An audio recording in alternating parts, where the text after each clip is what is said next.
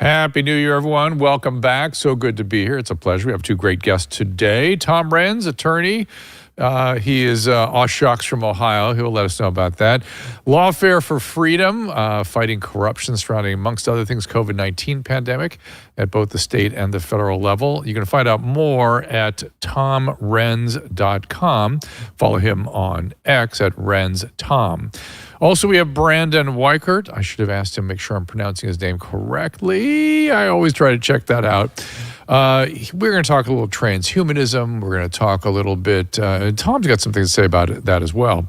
But Brandon has got his finger on the pulse of really so many of the shifting winds, the shifting sands that have us all very nervous about the international scene, what's going on with the dollar, what's going on with the international relations that are fluid at the present moment. He is an expert. He comes from as a congressional staffer. He'll be with us after this. Both of them join me in 1 minute. Our laws, as it pertains to substances, are draconian and bizarre. The psychopaths start this way. He was an alcoholic because of social media and pornography, PTSD, love addiction, fentanyl and heroin. Ridiculous. I'm a doctor, for sake. Where the hell do you think I learned that? I'm just saying, you go to treatment before you kill people. I am a clinician. I observe things about these chemicals. Let's just deal with what's real. We used to get these calls on Loveline all the time. Educate adolescents and to prevent and to treat. If you have trouble you can't stop and you want help stop it, I can help. I got a lot to say. I got a lot more to say.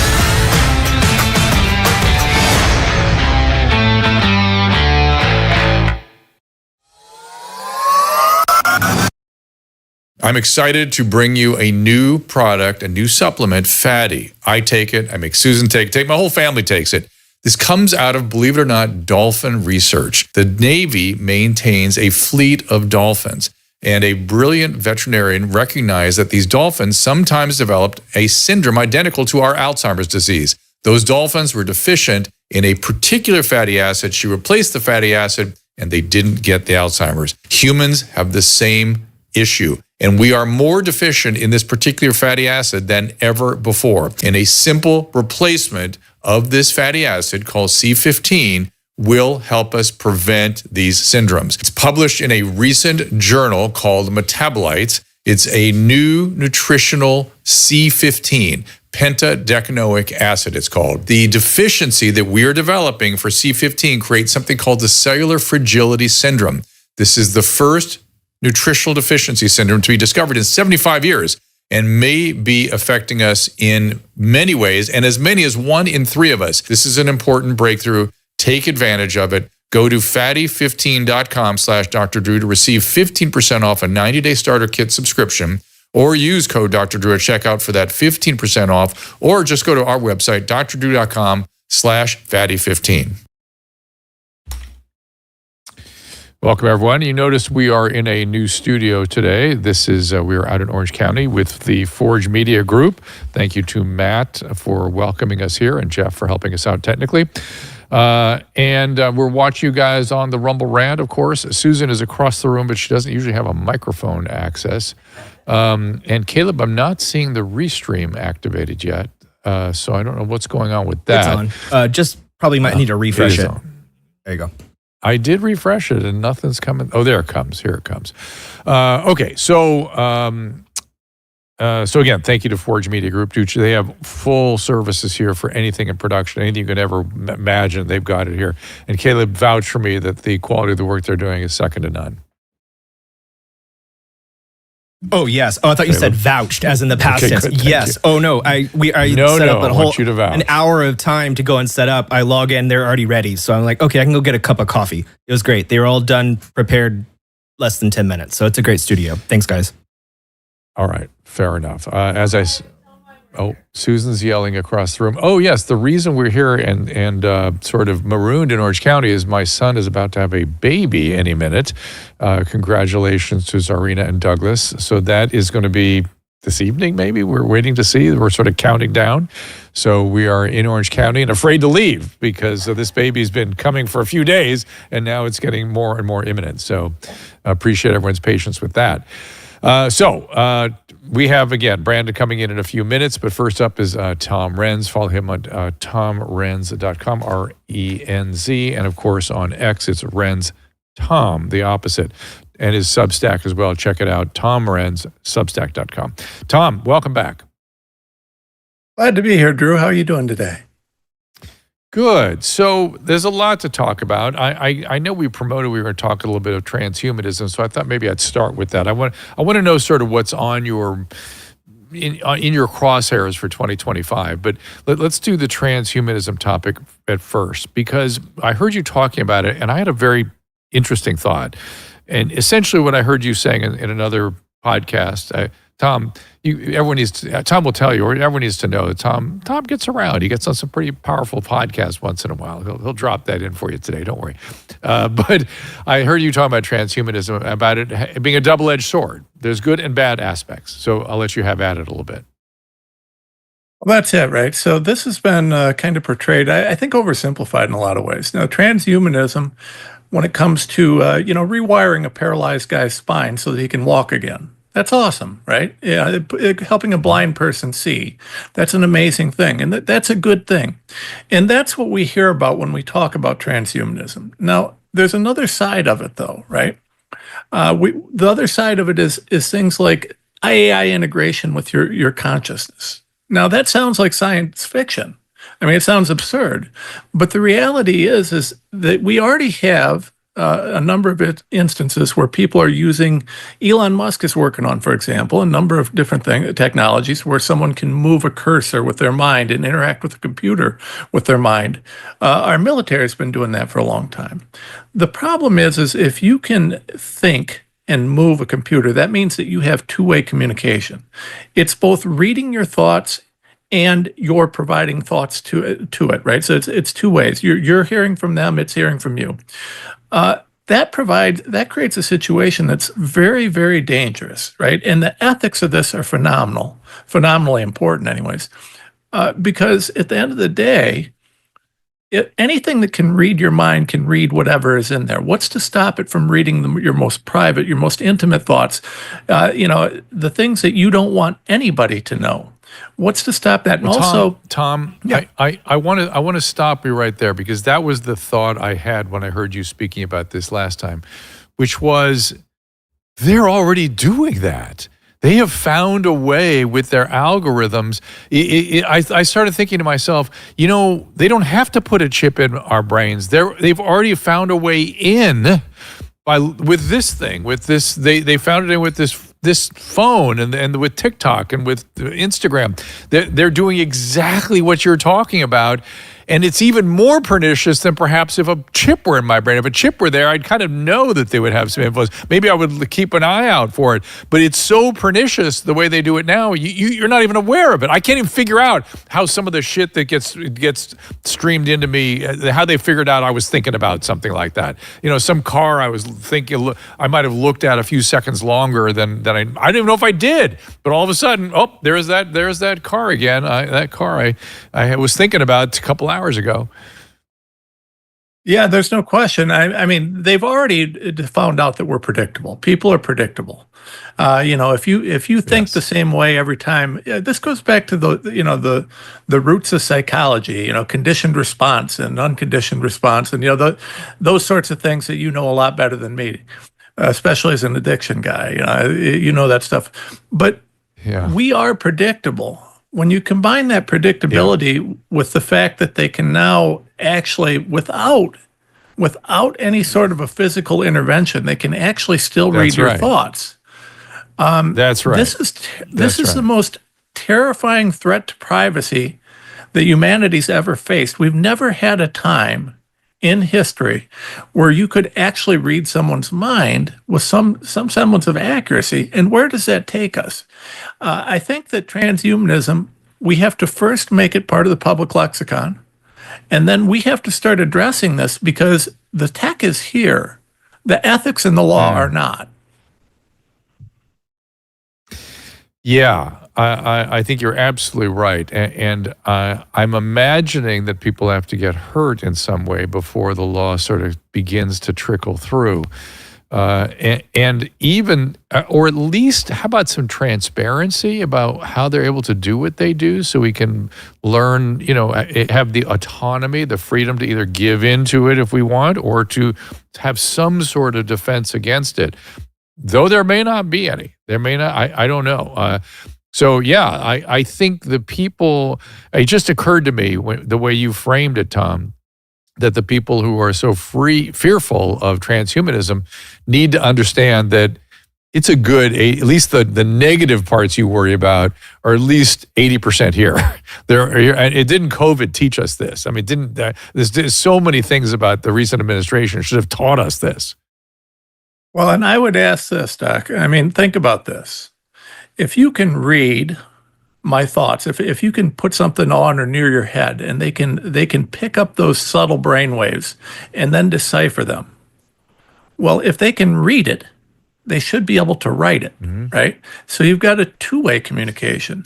Now, the thing that may that's be happening. More I'm going to tell you that's the thing people don't get. It's happening. They're persuading and adjusting and moving. Maybe not with the skill that they'll have one day, but it's already amongst us. It exists.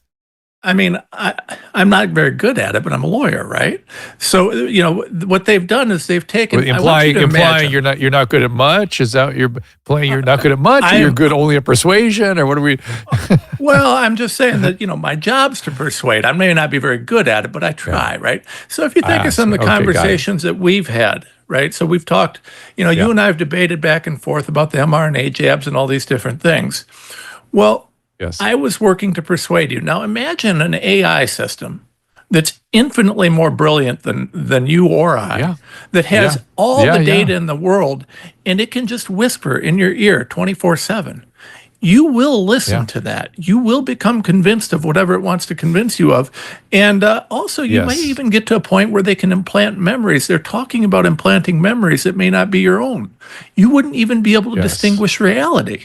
We have got to get the law and the ethics caught up a little bit with the technology. But most people, when I talk about this, they think you're a conspiracy theorist. They think it's insane. Oh, no. We have the documents. It's there. Yeah, no, I completely agree with you, and I think that is the point. Don't wait till the chip arrives. Let's get on this now, and maybe the chip won't be so threatening then. It won't be that big a deal because as you've also pointed out, it has tremendous potential to do good, like everything technology. I mean, I've been examining carefully mass formation since the COVID thing. I mean, that was such a shock to my system. I really was so naive. I thought mass formations was something that we're finally in the 20th century took those to a place where we're not going to do that anymore. And no, we still do it. It's part of the human experience, and that's just that. And persuasion is how that stuff gets going. And persuasion is an important part of the ecosystem we live in, and you need to understand where it's operating, and that to some extent it's like hypnosis. No one can resist it entirely. It exists. It's part of the human experience, and you just have to have an awareness about it in order to fight it as best you can. Yeah, I mean, there's no question. And, that mass formation psychosis or hypnosis, or, it's been called a lot of things, that convinced us that these work. Right? Now, the idea that this is somehow going to prevent transmission of a virus is patently absurd. Of a respiratory virus. A respiratory virus.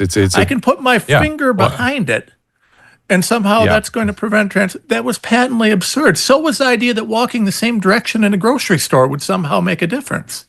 But yet we all believed it. Now imagine if that same argument is made by something that you can't even begin to debate with because of the knowledge-based intelligence. And, when we combine AI with the capacity for two-way communication with the brain, and this transhumanist thing is really something we need to be having a very, very open conversation on. The law is so far behind, it's not even close to protecting us in this. And it's honestly a disaster right now. So this is legislative actions that need to come in. I mean, it gets very odd when you try to think of how to control this, but is that what you're advocating for? Yeah, I think we're going to need legislation. We're going to have to recognize Yeah, some of this will probably be done through litigation or regulation, but we will need legislation. You know, we got a couple amendments that protect privacy, sort of, kind of, the quartering, the papers, the stuff like that, the Third, Fourth Amendment. But the problem is in the 1700s, our founding fathers would never have been able to even conceive of this sort of a situation. Now, you're not allowed to access someone's papers, without a warrant, but given the accuracy, the algorithms, and their ability to predict your behavior just based on what you do on the internet, well, let me ask the question, what's a greater threat to your privacy?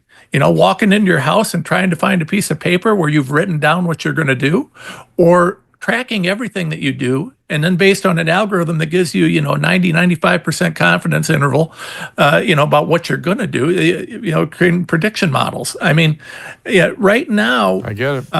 It's terrifying. So it's something that I think that's one of the top issues going forward. I want to spend I've got about 10 more minutes with you. What's coming up in 2025 for you? What's in your crosshairs? What are you working on? What are you worried about? Help me. I'm worried about a lot of things. Well, I'm in talks with a couple different people to do a couple different things that I'm almost ready to make some announcements on. So some of that stuff you always say stuff like that. One of these days you're going to come here and make the announcements. Well, I'll tell you, Doctor. I'll tell you, Doc. You let me do it. I'll come here and I'll make some big announcements coming up. Right. But we're working with a couple different groups. We're looking at health holistically. Of course, we're going to continue fighting the mRNA vaccines for truth and transparency. We want transparency on it. We just want to get to the real science. We want to quit with the lies. Did you see that there was some Pfizer data today that came out suggesting, shocking, there's DNA contamination at a level that had been previously denied, and that there was some distribution of liquid nanoparticle sort of admission that, it goes everywhere. So it's slowly trickling out what has always been called quackery and nonsense and conspiracy theory. So here it comes. Yeah, well, I mean, there's actually, and I'm sorry I didn't have this in front of me, but and I posted a little bit ago, they found some, I want to say some enhancing enzymes or something that go along with that SV40 that were not even reported to be in the Pfizer vaccine. That came out, I believe it was a study out of Europe. I'd have to double check, and I apologize for not having it on hand. But so like a promoter locus. Yeah. Interesting. Yeah, promoter. So there's evidence of a promoter. I can't remember who found it, but it was published somewhere. And it looks like this was intentional. I mean, you and I have talked about this in terms of cancer. Well, you got SV40, possibly some promoters, the pseudouridine, all these things. Is this what's behind the turbo cancer? And Doc, I've never, ever, I'm a lawyer, not a doctor, right? So I read the science, I understand it, but I can't perform the science.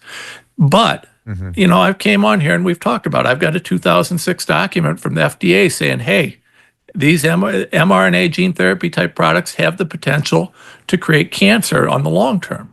Well, now we see these guys trying to push to get mRNA in the flu vaccine. We still haven't had the 10 to 20 year look back studies that we need to determine whether these gene therapies are safe or effective, or whether they do cause cancers and these sorts of things. But all the evidence is pointing to the fact that they do. And I will right here say, I will bet you any amount of money you want to bet that over the next 5 years, I will very sadly, and I wish I was wrong on this, I'll be proven right on this cancer. I don't need, as a lawyer, I don't need to wait for a study.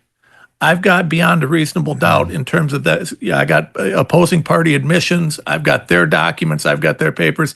They don't admit to this stuff, unless it's really happening. I mean, no one's going to say that this is a risk.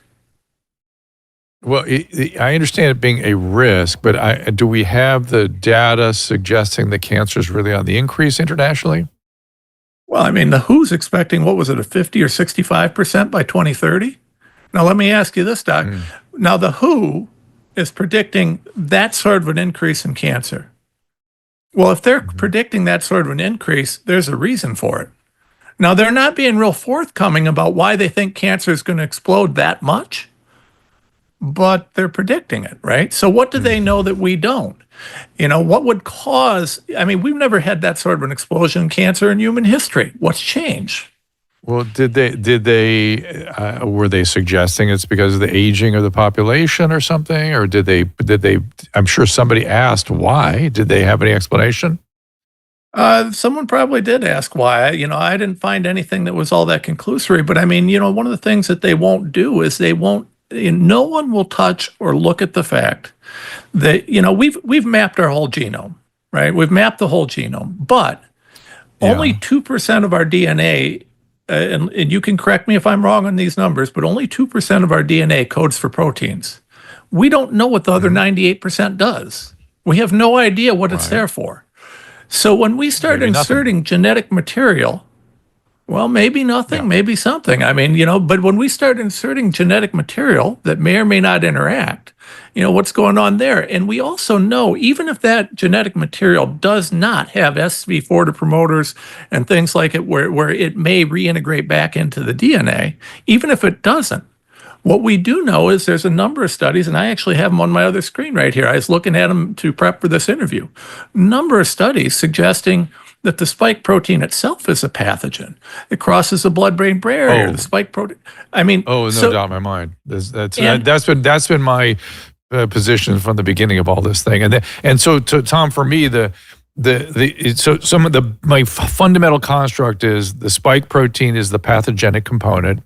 It fundamentally causes a endotheliitis, which is a lining of the arteries getting inflamed, affecting every organ system in the body as a result.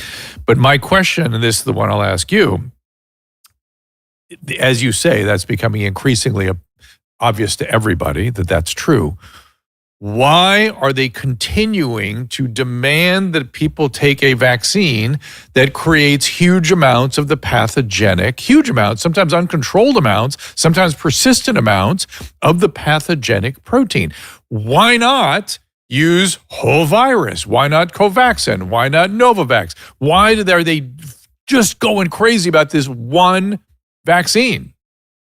Well, I can give you 14 trillion reasons in the United States alone. There's $14 trillion that changed hands in the United States alone based on COVID. So the amount of money there, the control, the power, and there's conspiracy theories out there, and I'm not going to discount them at this point, because if you would allow children to be exposed to something that can kill them with absolutely no benefit, there were no healthy children that died from COVID during the pandemic.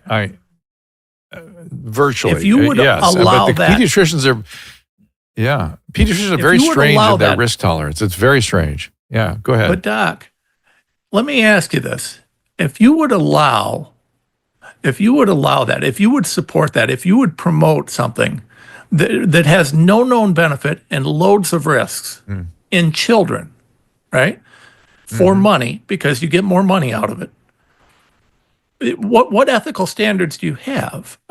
So when you say what's the motivation? Well, it's money. They don't care about anything else. They don't care about the results. And what would be too low for someone like that, right? So if you're someone who knows there's no benefit, loads of risk, but you get a big fat check if you promote it, and yet you promote it anyways, then you've demonstrated to me that you have no ethical standards. So what's too low? What's too low for someone that'll risk a child's life? I have one other explanation. My other explanation is that companies never care. Companies don't care. That's not company's business to care. Company's business is to make money. So the company doesn't care. You add that to mass formation, everyone's crazed and out of their mind in terms of how they're assessing risk reward. Now you've got a problem on your hands here. And then once they've committed to that mass formation, think about what it's going to take them to look at reality and realize what they've done.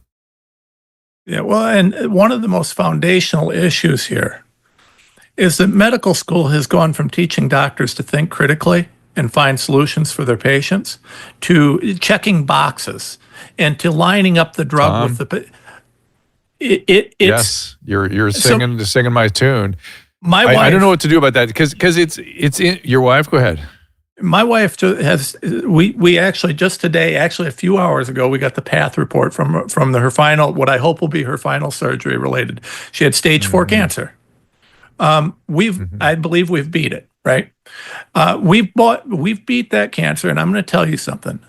I have had to fight harder to get adequate care, not great care, not perfect care, but adequate care. I know. In the world of oncology, for my wife, than almost anything I've ever had to fight. Now, Doc, these oncologists are wonderful people. I've met some wonderful oncologists, but if it's not in the NCCN handbook, it's just, it can't possibly be right. And it doesn't matter how much evidence you present.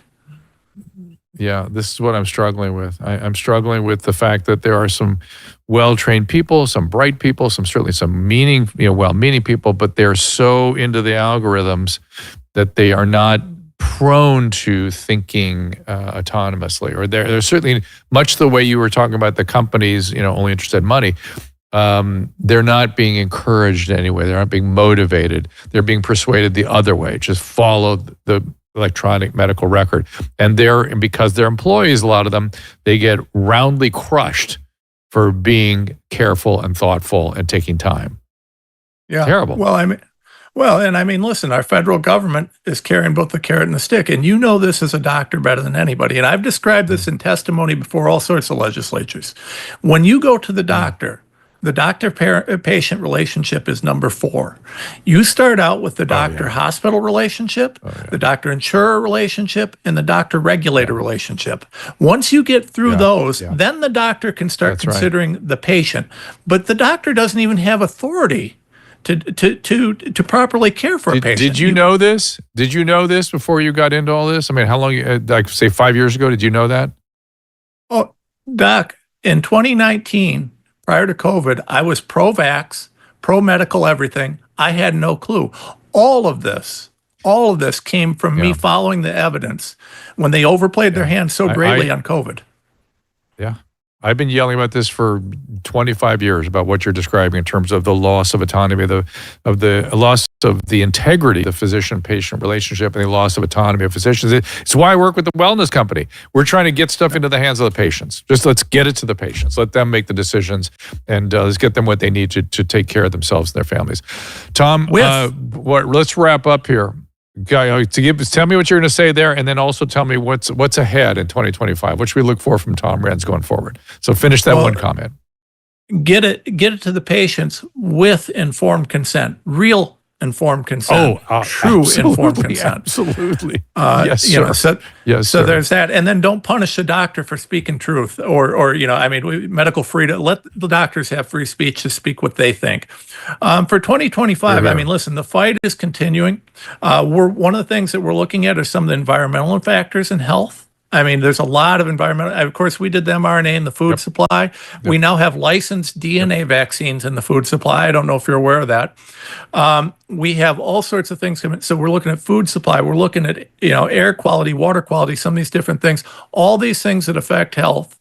And what we're going to do is we're going to kind of expand this fight a little bit further.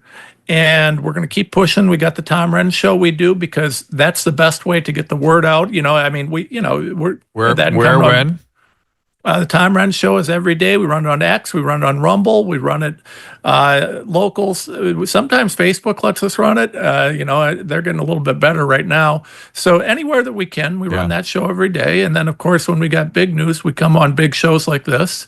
So we're going to keep doing that. We're looking at the litigation that we're going to be managing or coordinating or facilitating this year. And there's going to be some big ones. Right now, we're looking at we've got a major initiative that we're looking at related to some of the stuff that we're seeing in the air right now. There's a lot of crazy things happening in the skies and in the air, and they're a little bit more credible than people think. So I'm going to tease with that a little bit, but we'll be back with some big news on it soon. Tom, I appreciate you being here. I appreciate doing the work you're doing as always. I'm glad to hear your wife is cancer-free. My little pitch on breast cancer is most cases of breast cancer now becomes a chronic illness, much the way HIV now is a chronic illness. People live many, many, many years with breast cancer without any meaningful recurrence, or even if there's a recurrence, they can take care of that as well. A lot of progress there. TomRenz.com and Renz Tom on Twitter, and keep an eye out for the Tom Renz Show. And my friend, we'll talk to you again very soon. Thank you very much, Doc. Honored to be here. You got it. Next up, our next guest has been with us before. It is Brandon Weichert, and he's written several books.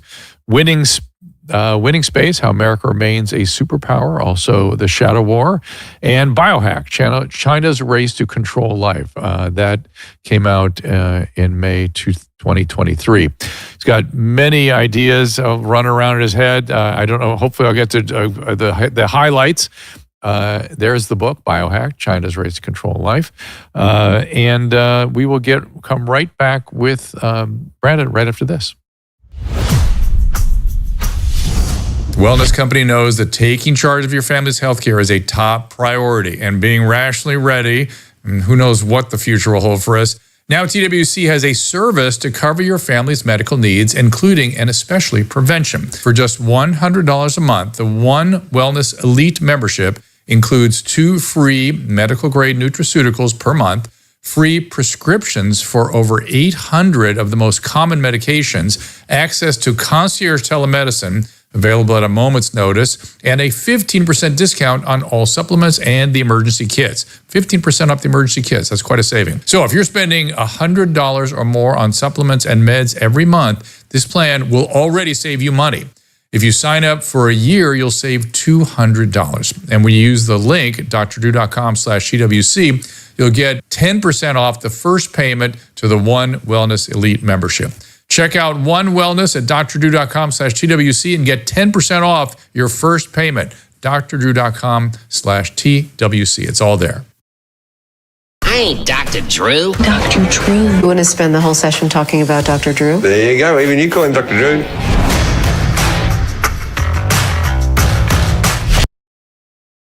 And everyone knows I'm very concerned about losing muscle mass as you age, sarcopenia. Maybe only boomers need to worry about that. But it's something you should be paying attention to throughout the lifespan. Sarcopenia just means the loss of muscle mass as we get older, and it is a major risk factor in aging. Now is the time to stay as strong as possible. Weight bearing, exercise is key. Hiking, well, it's not. It's weight. It's resistance training that is key. Also, one of our favorite businesses, Paleo Valley, comes in here by fueling your workout with Paleo Valley's nutrient-dense foods, preserve and develop that essential muscle mass. 2 of our favorite, of course, are the grass-fed and finished beef bone broth, which I've been eating like crazy this last week because it helped me control my appetite during the holidays. And, of course, the protein sticks, much, much better than jerky in every measure. And their stuff, minimally processed, impeccably sourced. You'll recognize every ingredient on the label as real foods. Paleo Valley make it part of your regimen to forestall any sarcopenia. In fact, if you're young enough, you can just help you build muscle. Go to drdrew.com/Paleo Valley for 15% off your first order, and better yet, subscribe to save 20% at drdrew.com/Paleo Valley. All right, so next up, my next guest, again, is Brandon Weichert. He has a book about China, which I know interests Susan greatly. The book is called, I think it's called Biohack. Did I get that right? But let's welcome Brandon to the program. And unfortunately, I can't see anything. Hello? Is Brandon there? Okay, Brandon? Hello. How you doing? Hi there. I'm doing good. Thank you for being with us again. I have no return video-wise for some reason, but that's okay. I don't have to have that. So talk to me first about Biohacked.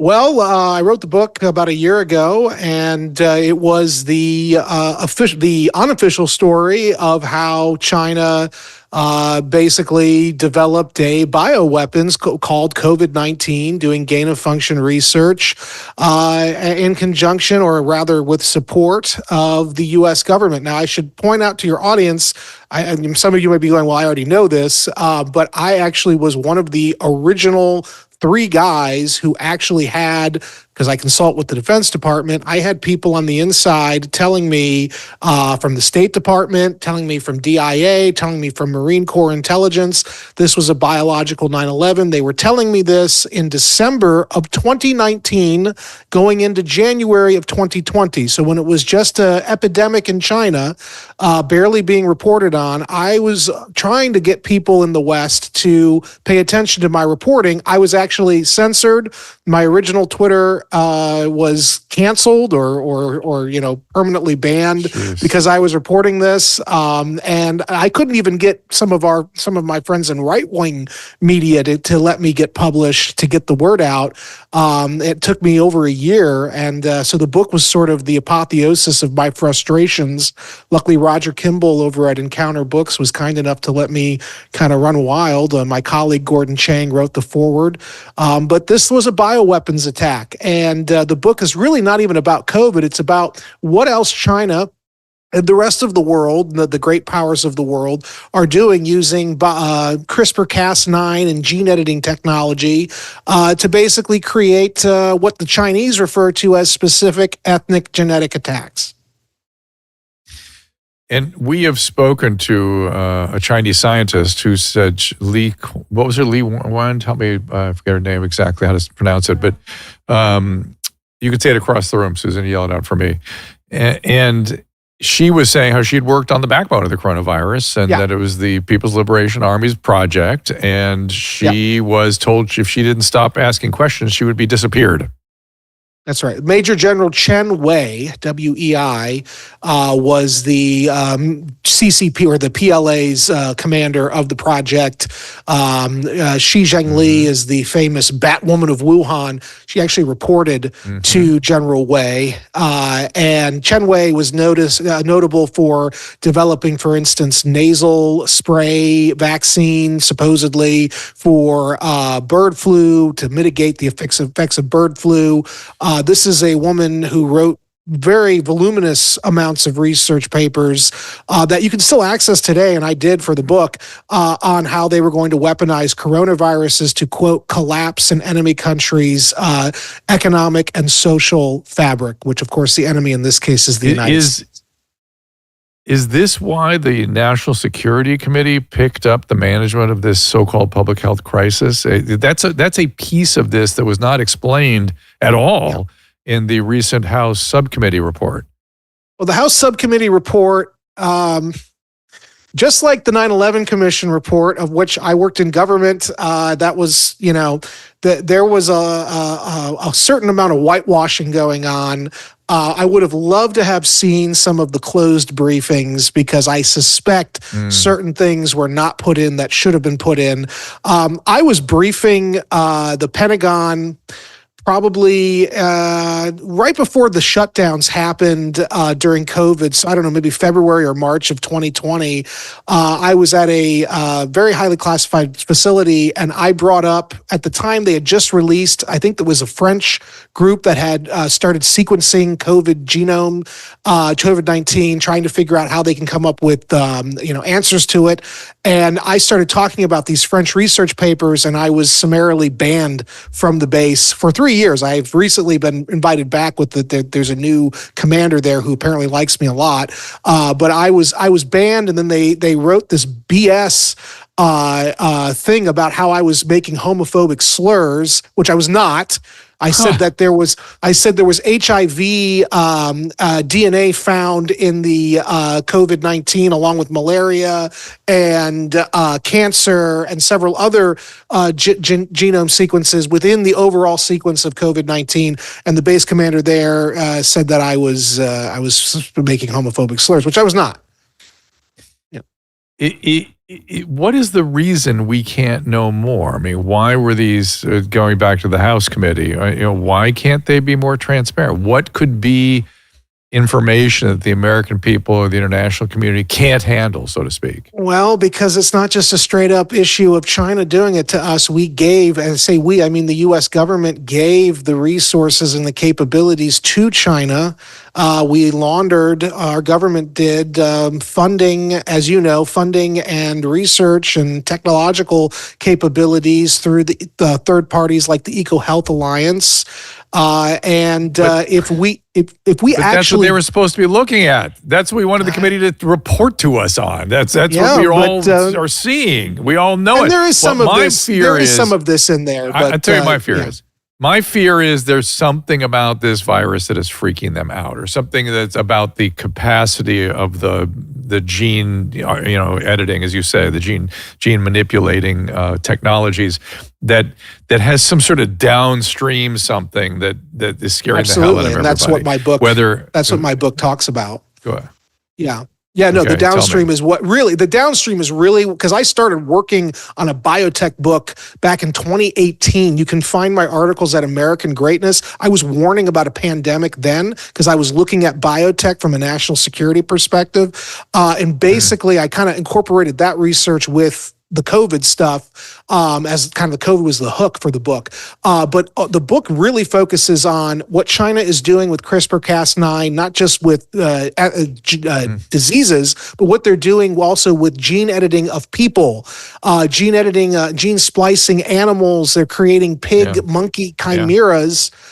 For cancer research, because they think that's a better way of doing cancer. So it is a Dr. Dr. Moreau's island of horrors that are being created in China with the help of Western pharmaceutical companies.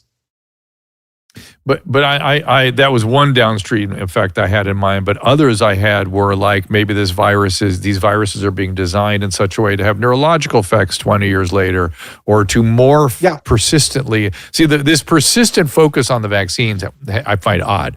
And if there's no reason for it, then somebody needs to explain why the preoccupation with it. Because unless this virus is known to have the capacity to morph into something horrible downstream, why are we doing this? Makes no sense to me at all. Well, the DARPA was heavily involved with the vaccine research.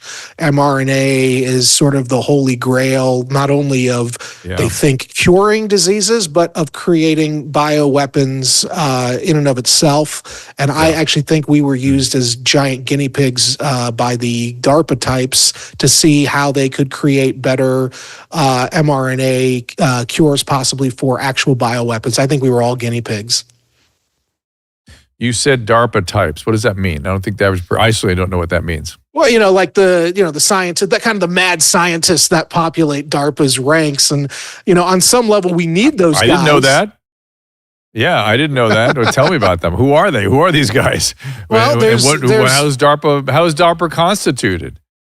Well, DARPA is a closed program. It's been with us for about 40 or 50 years. They're developing, really radical technologies, not just biotech. I mean, the stealth program came out of partly DARPA. They're developing quantum computing capabilities. They're developing drone swarms. I mean, this is some of our greatest minds that nobody's ever heard of, operating in a very closed environment. In fact, I think a lot of these UAPs we're seeing in the sky are actually DARPA programs, anti-gravity and metamaterials and whatnot. That's next generation stuff. They're developing for weaponization purposes, and the internet came out of DARPA, for instance. It was designed to be a sort of doomsday communication network between U.S. government facilities in the event of a nuclear war with the Soviet Union. So those are the types of minds that are attracted to DARPA. Again, we need that on some level, but the fact of the matter is they have been operating really without any significant oversight since probably the 1980s. And I think that this is a big problem because now I think in part what we've experienced with COVID is a result of this lack of regulation and oversight of things like DARPA. That seems like a very viable assessment. There's a research paper right there. Yeah. The mRNA vaccines. I'm not surprised. But let me, since I'm talking to a knowledgeable person about these things, what is your theory on what, I forget what, Caleb, maybe you can probably help me on this. Bob, what's his name, that went to Area 51 and was, held there to do experiments on cesium. Bob Lazar or Bob Lazar? Bob Lazar. Yeah, Bob Lazar. What is your theory about Bob Lazar? I'm just curious, since we're just treading into this territory.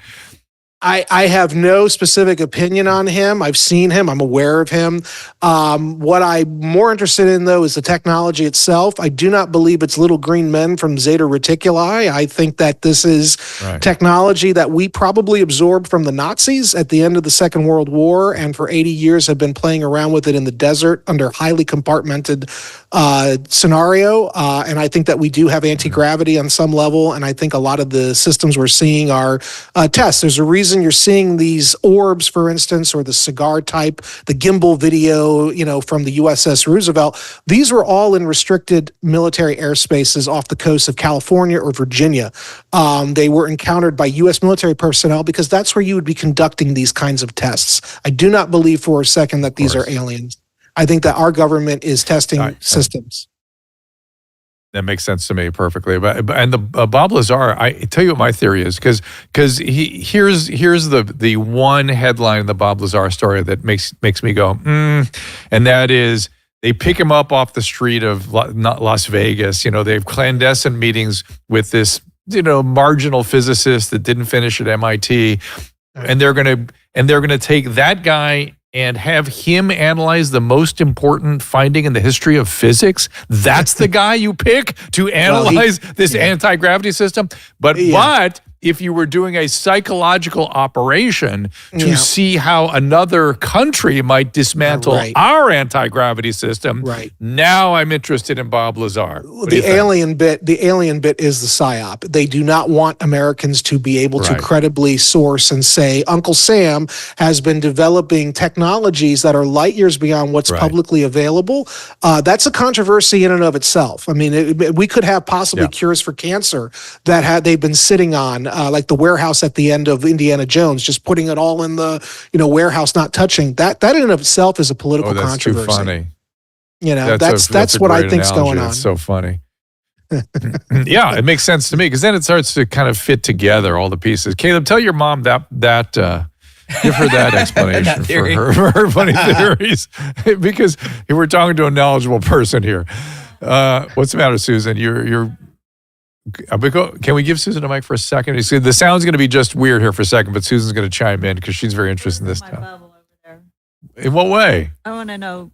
I think they're aliens. So. Oh, okay. So that bubble, the alien bubble. Sorry, Brandon. Well, I'm not saying definitively. I keep my mind open, but I don't think that's what's at play here. The other, listen, as Joe Rogan said in his latest stand-up, I believe anything now. COVID was such an extraordinary experience. That's right. Maybe the earth is flat. I don't know. I don't know. Whatever. we're in the, he had a few other choice conspiracies he pointed out too, but I thought, anything's possible. I don't know. But I want to talk a little bit about this controversy amongst the tech bros and the H-1B debate. Tell me about that. Me too. Yeah. So Elon Musk and all these guys, the tech bros, they are not understanding of politics as you and I understand it. They are entirely fixated on artificial intelligence development specifically. Mark Andreessen kind of let the cat out of the bag 3 or 4 weeks ago. He was on with Barry Weiss, and he said the reason that he and so many of the tech bros flipped for Trump when they did was because they had a meeting with the Biden administration, the Biden White House tech team, and the Biden White House tech team told them, stop investing in AI research and development because we're getting ready to classify it the way we classified nuclear weapons in the 40s. And they indicated they've been doing that with all kinds of science, which gets us to the UAP discussion again, all kinds of science for the last 50 years. And that is what triggered these guys to flip for Trump. And the reason is because they've already invested cumulatively billions of dollars. If they stop their AI development now, all these companies in Silicon Valley are going to go belly up, notably NVIDIA, but others as well. well. And so the tech bros with the H-1B visas, they are all dedicated to getting AI as quickly and rapidly as possible. And they believe they need manpower to do that. And so basically bringing in, for lack of a better term, indentured servants, highly skilled from India, is one of the ways they're going to end run, the Chinese in their development of AI. Now, I'm not saying I necessarily agree with them, but this is not even political. This is all about AI. Interesting. Yeah, Andreessen also said something that really I guess I'll always remember. He said in that meeting that during the period of the Manhattan Project, and for a while following, they classified mathematics. They made certain math illegal. Right, which gets us to... That's not what the founding fathers had in mind. I don't care how absolutely dangerous it is. Well, it's anti-Western civilization as well. Open sources of inquiry is what we're built on. But that gets us... It all gets back to the UAP thing, because that gets us back to UAP, and you go, my goodness, well, what else are they classifying? And this is why people who say that this is exotic military technology, I don't think are crazy. I think it's quite true. All of these things that, yes, the U.S. government, as a matter of course, classifies national security, things that they think are national security secrets, including highly advanced technologies and math, the underpinnings of the technology, which is the mathematics. And we have a tendency to roll these things out someday, right? I mean, if you think about stealth and things like that. What is there some sort of philosophy for that time framing, or how do they decide what to roll out, what not to roll out? Do anybody know anything about that? Well, we wanted to use, we had been creating stealth for like 20 or 30 years before we rolled it out. And so at some point we want to see if the tech is even viable. So we wanted to use it in a war. I believe the first time we used it, I think, was 91, the Desert Storm. And so I think the reason you're seeing more UAPs around now is because we're gearing up for war with China and or Russia. And we're going to have to basically test our new toys. And we're probably now 20, 30 years ahead of whatever systems we're seeing in the sky now. We are probably on some level. The issue with all this technology, though, is scalability. So we might have 1, 2, or 3, or a handful of these systems, but another reason you don't probably see them being admitted to in public is because they're so expensive and complex to build. It's difficult for us to mass produce it, and we're worried about losing it. Okay. Just look at what's going on in Ukraine. Western tanks, the Abrams, the Russians are capturing these systems now, and they're reverse engineering them. Now, this is older technology, but we're worried about that happening with our newer stuff. Okay, so that starts to make sense, right? So the rationale for some of the secrecy, one of the things, given that we're able to talk about this publicly already, one of the strategies the government could pursue, it seems to me, is, hey, let us explain why we're being secret with certain things. Or at least be transparent about that. Well, and I think that's what you're seeing right now. Just getting back tonight, and I wasn't planning to talk about it, but I'm happy to. Just getting back to the UAP thing, I think that's why you're seeing guys like Lou Elizondo, David Grush, Chris Mellon. These are all highly ranked people in the U.S. government. I'm pretty sure I briefed Grush before when he was at NGA. These are very serious people. I'm very surprised that they are being rolled out this way. I suspect it's part of a psyop. This is why I don't think it's really aliens. Lou Elizondo was I think 30-year man in counterintelligence. A counterintelligence operative is usually not somebody that would be rolling out information like this. They're normally trying to keep that information inside. So I think he might be their handler. I don't know. But I think there's definitely some kind of coordinated rollout that is obfuscating rather than enlightening the truth of the matter. Got it. That all makes perfect sense to me. What do you imagine is going to be different with the new administration, and how is that going to show up? In specifically, though, what way?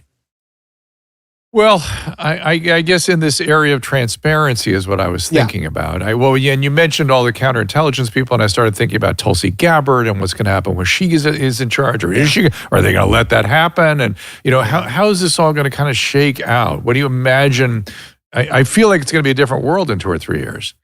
I think that Trump will generally be successful, but I think that a lot of the MAGA people who think that it's going to be revolutionary, I hope I'm wrong, but I don't think it's going to be that revolutionary. The first term already showed how Trump is tamed by the deep state. They're already gearing up to tame him again. He needs to have, and I heard your last segment, and I agree with you, he needs to have a very wide depth of personnel picks in place that will be able to carry on his legacy beyond his 4 years. He's really going to get maybe 2 years, his first 2 years. I would say probably his first 100 days if he's lucky. That's if they don't kill him before he, takes power. Which could very well happen on January 20th. I'm very concerned about the inauguration. But if he survives the inauguration, he's got 100 days to really make some moves. And so I think he'll be successful in getting peace with Russia on Ukraine. I think he will probably be successful in laying the groundwork for a long-term containment strategy on China. I think he will deport the first 500,000 of serious illegal immigrant criminals, but I do not believe we're going to get massive numbers of illegals beyond that deported. I also think we'll probably start getting, because he's starting to listen to the GOP establishment. So I'm sure, God help, I hope he doesn't, but I have a feeling we're going to start hearing comprehensive immigration reform out of his mouth within the next 2 years. I think there's going to be some tempering by year 2 of some of the stuff that maybe you and I would have preferred him doing. I do think he'll be a successful president. I think he will be transparent on certain things. But I think overall, I don't know how transparent. And the thing that I'm watching out for right now is I really do believe we are rolling right into a war with Iran, probably an air war. But I think that, he's going to stabilize the situation with Russia, probably stabilize the situation with North Korea, probably keep the Chinese thing on ice. But in terms of Iran, that regime is not going to last the next 4 years. They're gone in 4 years, which then sets up a bigger problem for us. Because Iran's terrible, but the bigger problem is Turkey is moving into the region, and that's a NATO partner, supposedly. And we might be, butting heads with them, not just diplomatically, but in theater, in combat with Turkey. So I don't know how Trump's going to manage that. Transparency, though, I think we will get probably 50-50. We'll probably find out more about the JFK assassination, for instance. I don't think we're going to find out more about this UAP thing. And for Tulsi, I know Tulsi. I know her father. I worked on the Hill contemporaneously with Tulsi. We used to be right next to each other, or she was behind our office. Big fan of hers. I hope that she gets confirmed, because they're definitely working to stop her and RFK. That's what it looks like. Jesus, that's awful. It's Washington. Yeah, I listened to a lot of French. Yeah, I know. I listened to a lot of French politics, and for the first time I heard them say things like, if Trump is going to pull out some of his defense support, whom do we have to choose except Turkey and Russia? I thought, geez, really? Right. We want our NATO allies to be, it's kind of a wild situation that could develop. Well, in a perfect world, NATO tell me a little bit away if you tomorrow. Well, but that's what starts to happen. Then it gets to be a Wild West a little bit. Tell me a little bit again what your job was and your evolution and your thinking, and sort of, because we all try to grapple with a reality that we didn't know was real. COVID laid bare a lot of things that I can't get over, and a lot of us can't get over, and a lot of us didn't know. What is your own personal evolution in this regard, and what were you doing in Washington to begin with, and how has that evolved to where you are now? Yeah, no, I was involved with political campaigns for the Republican Party going back to the age of 16. I got involved very early in life. And then I worked various political campaigns throughout my home state of Florida. Then I went to college at DePaul University. I suffer from Crohn's disease. So I was up in Chicago. What's that? Me too. So sorry, producer had to step in. I have Crohn's disease also. Yeah, and I also got involved in politics when I was about 16. So wow. Yeah. So are you me? It must be a feature of Crohn's disease. Wow. So I was in Chicago because my doctor was up there. Or the treatment, right. I was up there for my doctor, and I ended up going to college at DePaul. Then I used some contacts I had from the campaign days to get a job on Capitol Hill after I graduated. Was in D.C., worked on the Hill for about three and a half years.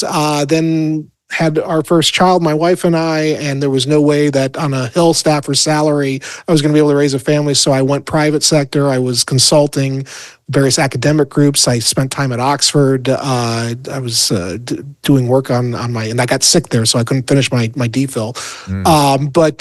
Basically, I've always been sort of in that academic national security milieu. I've always loved national security affairs. It's always intrigued me.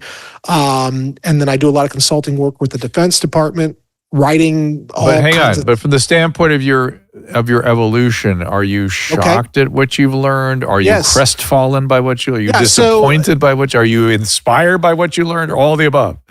All of the above. I would say that when I started out, I was very much unwittingly a neoconservative, and I did work with the Chicago Council on Global Affairs. I was very much a globalist. And 2016 came, and having children and seeing the way that the Trump revolution happened. I lived in Britain also during the Brexit movement. So seeing all those things in relatively the same time frame, and then being treated the way I was by former colleagues and friends because I dared to sign a letter in support of Trump early in the primary, that really started me rethinking. And then by the time COVID hit, I wouldn't have recognized myself, if I were in college looking at myself. I was, you might say, radicalized. And I've been that way ever since. I was red-pilled or white-pilled or something. Yeah, no, I think it's red-pilled, and I've been accused of being black-pilled at times, but I try not to be. I always try to have hope. But that's sort of my general evolution in thinking and then having children really, I've got 3 kids now. So having children really changed my perspective on a lot of things. Interesting. It's got to be, it's frightened you a little bit too. But let me ask, Susan and I last night happened to be watching Ancient Aliens because that is that's her jam. But back to the point about the Earth being flat, I was like, I look, the fact that people are questioning the historical record and what might be explanations, I'm up for that. But I don't agree with their particular conclusions, but I'm up for people reconsidering everything these days. I think we have to. But it makes me want. Yeah. But Caleb, as to that point, I'm guessing you have some questions for Brandon, and Susan, you might as well. I'll give you both a chance to have at a little bit if you want. Caleb first. I don't actually have any specific questions because he's answered everything I was going to ask. Oh yeah. And you should see my screens. I have too many screens with stuff running and comments and teleprompters, and this is very interesting. Well, I see you up there on the restream. I see you there doing that. But this is the kind of stuff that I know you've thought a lot about, and your mom has thought a lot about, and your brother thinks about. Yeah. So there might be material here that you can use to bring people back to earth a little bit, but acknowledge that there's some crazy stuff going on. Notice how people aren't talking about the drones anymore. They've all moved on to something else. And then all of a sudden people aren't seeing drones there anymore. I kind of do think it was it may have been like some real stuff, maybe the first 2 or 3 out of them. Then there were 50 others that people were seeing things in the sky, and they're like, well, this just reinforces it, and it made it seem more and more realistic, and then the government then uses that as a way of saying, oh, well, it's just a bunch of people that don't know what they're talking about. That's right. To cover up the original thing, which was they were testing something in the air. It's not aliens. I actually think that they lost radioactive material, and I think that they were trying to find it. The fact that every official military person on TV or in even alternate media was like, no, it can't possibly be. That sort of told me that, well, maybe there is something to that, because I think that a lot of those drones you were seeing were Department of Energy nuclear sniffers. And so I would be very worried about January 20th in D.C. I will not. I have friends going to inauguration activities. I've been invited to some. My wife and I are not traveling anywhere near D.C. until long after Trump is sworn in. That's, I guess, my other question related to that is that, with the latest, those 2 terrorist attacks that were, I believe that was yesterday. They're just the start. Right. Well, specifically the one that happened over in front of the Trump Hotel in Vegas, that was a cyber truck that blew up and, looking at that, now they're saying, oh, it looks like it was just a guy that was committing suicide. But it seems like such a direct message to put a Tesla Cybertruck in front of a Trump hotel and blow my it up. understanding, If you're committing suicide, it's an act of aggression, and sometimes you want to make that aggression apparent. Right. You would not pick a cyber talk because the windows didn't even blow out of the damn thing. Right. That wouldn't have the effect on anybody else. All I know is that I have heard, and this is I'm just repeating what I've heard, is that the gentleman's wife had very anti-Trump comments on her social media. And if you look at the choice of a Tesla Cybertruck and Trump hotel, there does seem to be some indication, if those reports are true about his politics, that possibly this was some kind of flipping of the bird to Elon and Trump. I don't know though. Right. Something like that. Yeah. Exactly. The thing that threw me off was that both of those events, they rented from the same platform. That's but that right, could be Toro. explained. That could be explained easily because that's the only that's the main app that actually offers rentals that are these specific types of vehicles. Yes. There's a way of explaining but there are now. You tilted at something here about what I've heard ruminating around a little bit about these Al-Qaeda cells or something like that from the unrestrained immigration being activated, and they're going to be activated. They're here. They're operating, and this is my colleague Sarah Adams and Sean Ryan's show. I know all those guys, and they've got solid CIA people who are independent now. They've been warning about this for a year. Colonel Mann and I have spoken about this a couple times. He's one of the guys he's retired Special Forces, but he's one of the guys that's been warning about this. Basically, we have been giving money since the pullout of Afghanistan in 2021. We've been giving $40 million per week to the Taliban. The Taliban have in turn been taking that money and giving it to Al-Qaeda and ISIS-K, and who have then been coming into the country both illegally but also legally. They are using official Republic Taliban passports to get into the country. And they have about 1,000 fighters embedded in the U.S. society. And it is my contention, along with their contention, that they're being activated now. And I think the next 6 weeks are going to be a very bad time in America. I hope I'm wrong. Do you have recommendations for how to stay safe? Well, ultimately, you can't let terrorism or the fear of terrorism define a free people. I would argue, though, staying close to home for the next 4, 5, 6 weeks might not be a bad idea.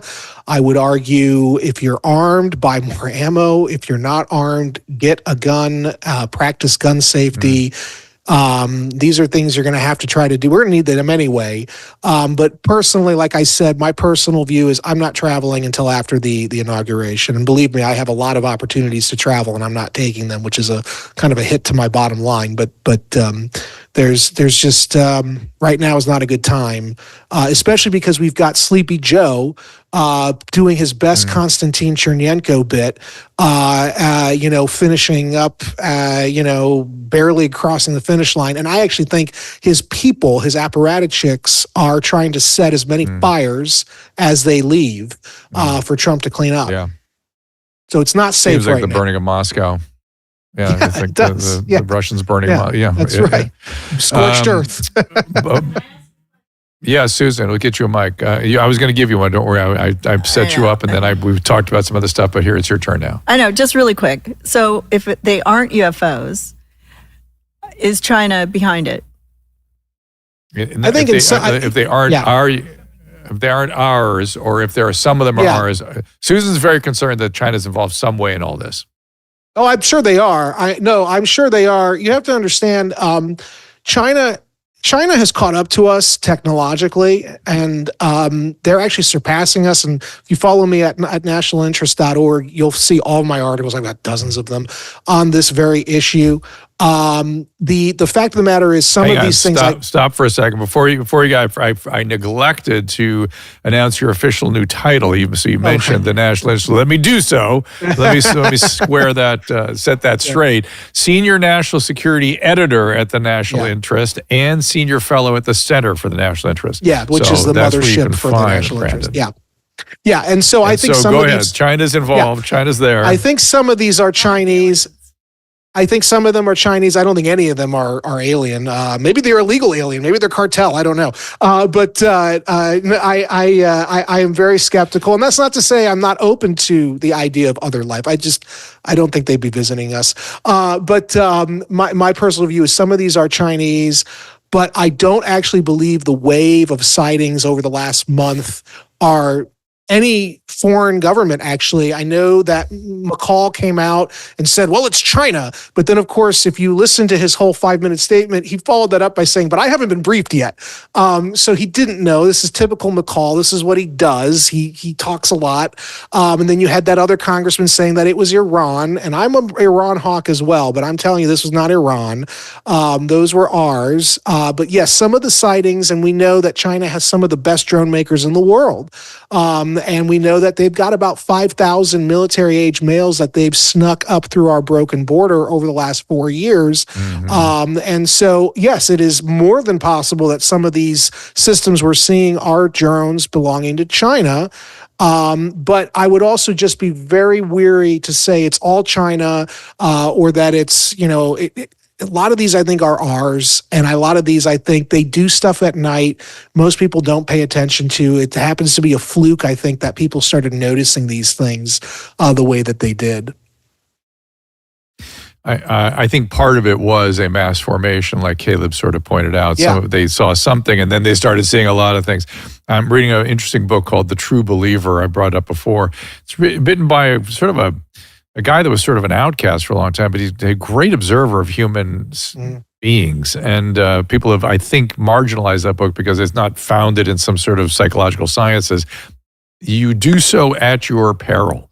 People can observe the human experience and derive meaningful conclusion about the human being. It's possible. Yeah. So I like that book a lot.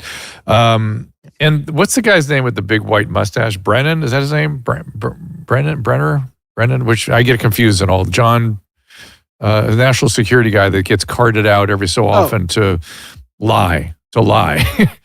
John Brennan, CIA director under Obama? Was that the guy? Did he have big white mustache? No, I don't. John Brennan is balding Irishman. The point is there's all these guys that come out. Friends. What is it? What is it, Caleb? You said John Bolton. That's his name. John Bolton. Yeah, my old buddy John Bolton. There he is. Once upon a time. There he is. It seems like there's so many guys that get carted out just to lie these days. He sort of strikes me as one of those guys. John Bolton are they takes ever money playing from level? Go ahead. No. John Bolton takes money from groups like the Mujahideen Khalq out of Iran, who have a vested interest in overthrowing the regime. Which again, I'm fine with overthrowing the regime. I just don't want us doing it. But no, John Bolton is one of the most compromised guys. He never met a war he didn't want other kids to fight. I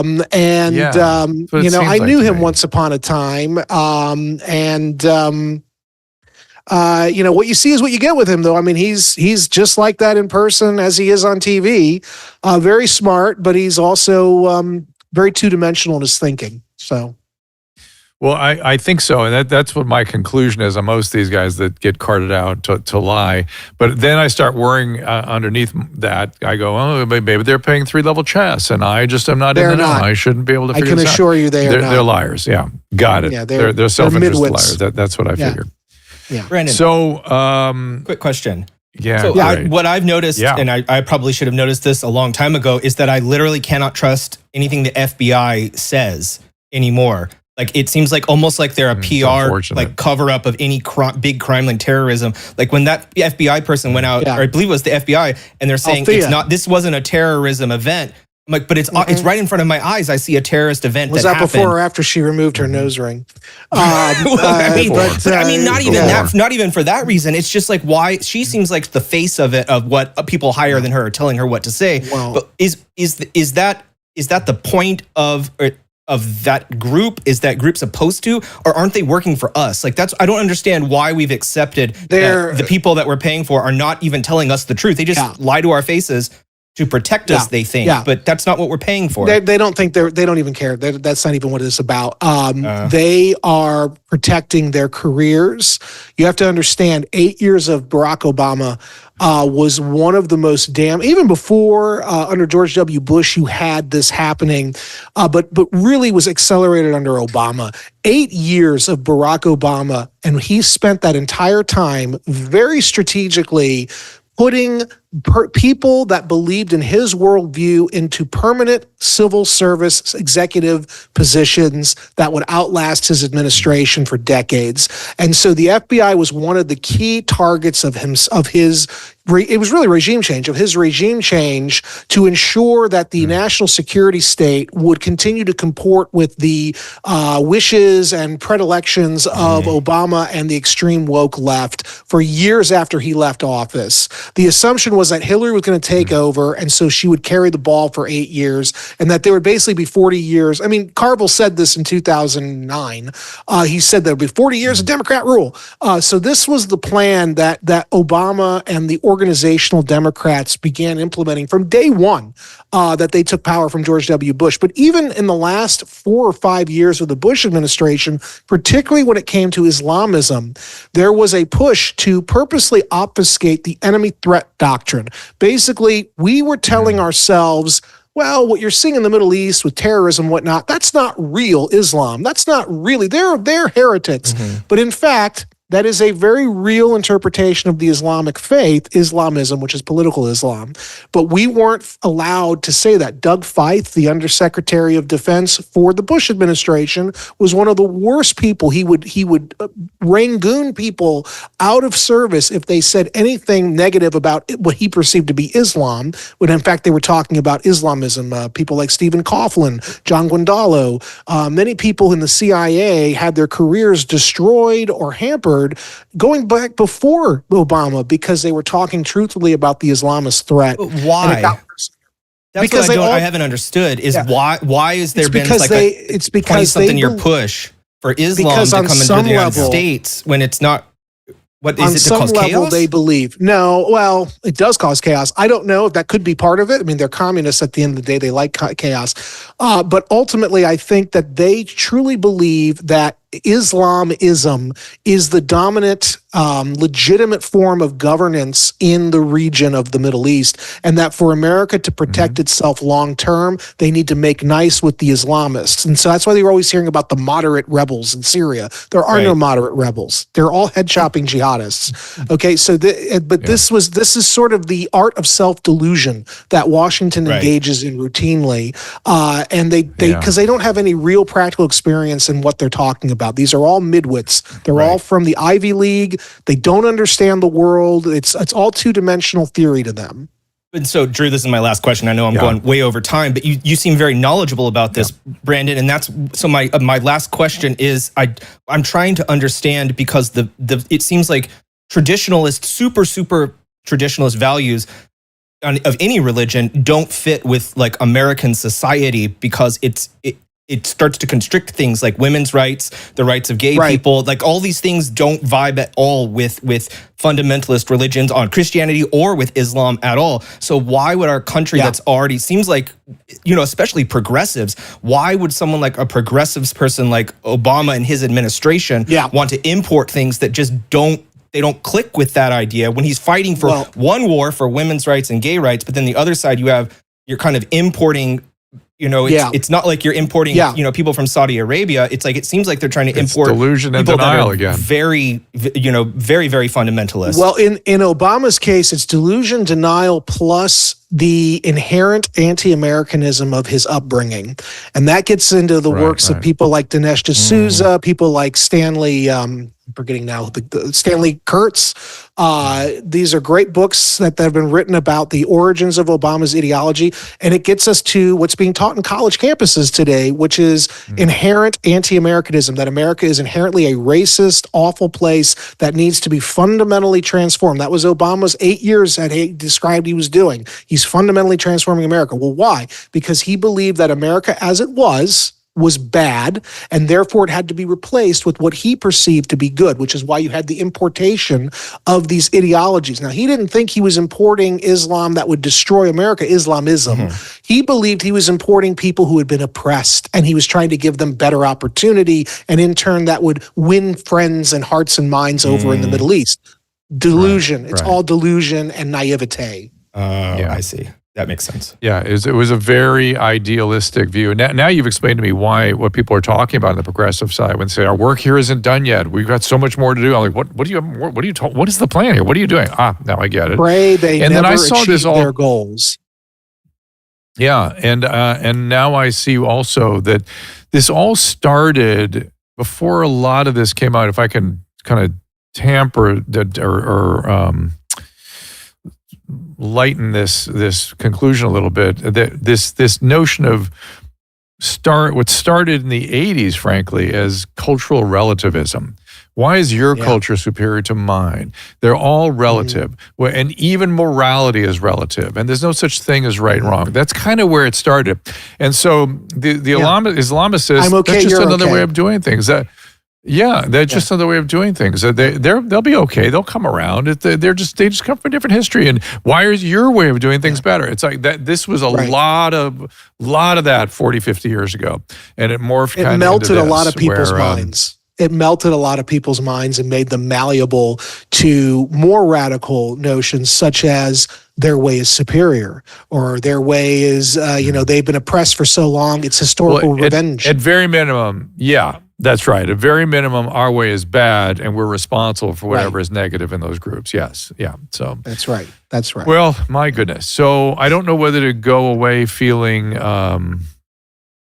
optimistic or deeply concerned, or how do you feel?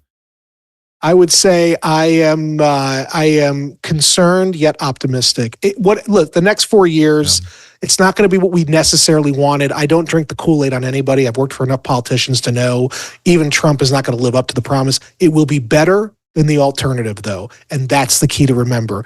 What we're getting is going to be light years beyond better than what we would have gotten under Barack Obama's fourth term. That would have been Kamala Harris's presidency.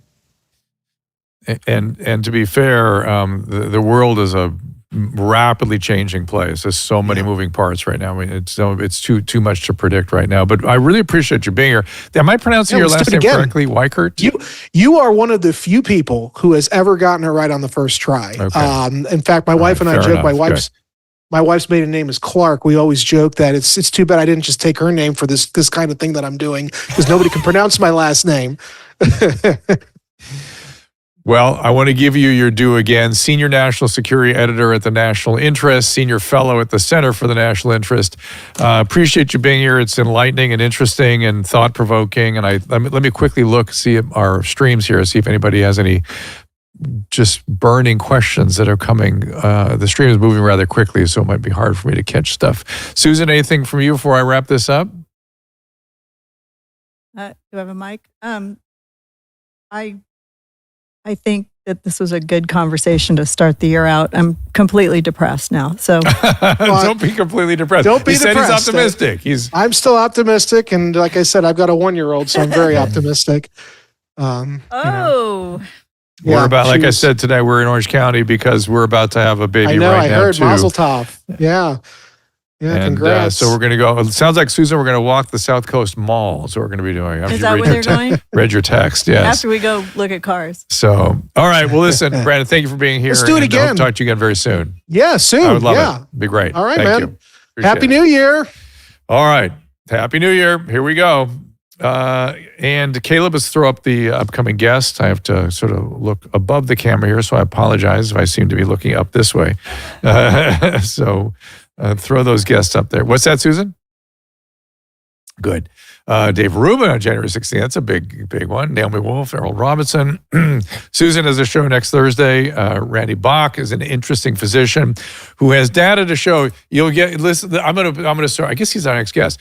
I just want to frame what some of the stuff we're going to get into with him. I met him through the Brownstone Institute. That it turns out all the Zika stories about the microcephalic babies and whatnot, turned out that's another mass formation. Probably all bullshit.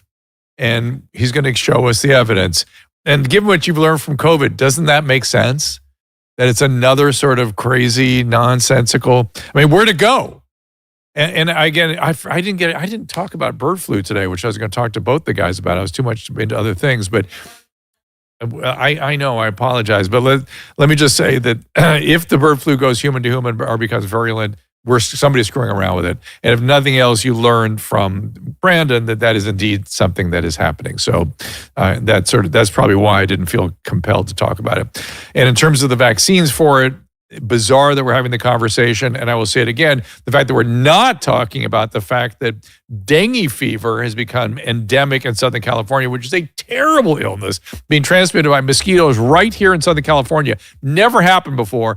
That's a headline. And they're, of course, ignoring that. Where did Zika go? Where'd it go? We'll talk about that. And Happy New Year, everybody. Appreciate you all being here. Appreciate my guests, Tom Renz and Brandon Weichert. And we will see you again next Tuesday at 3 o'clock. Ask Dr. Drew is produced by Caleb Nation and Susan Pinsky. As a reminder, the discussions here are not a substitute for medical care, diagnosis, or treatment. This show is intended for educational and informational purposes only. I am a licensed physician, but I am not a replacement for your personal doctor, and I am not practicing medicine here. Always remember that our understanding of medicine and science is constantly evolving. Though my opinion is based on the information that is available to me today, some of the contents of this show could be outdated in the future. Be sure to check with trusted resources in case any of the information has been updated since this was published. If you or someone you know is in immediate danger, don't call me, call 911. If you're feeling hopeless or suicidal, call the National Suicide Prevention Lifeline at 800-273-8255. You can find more of my recommended organizations and helpful resources at drdrew.com/help.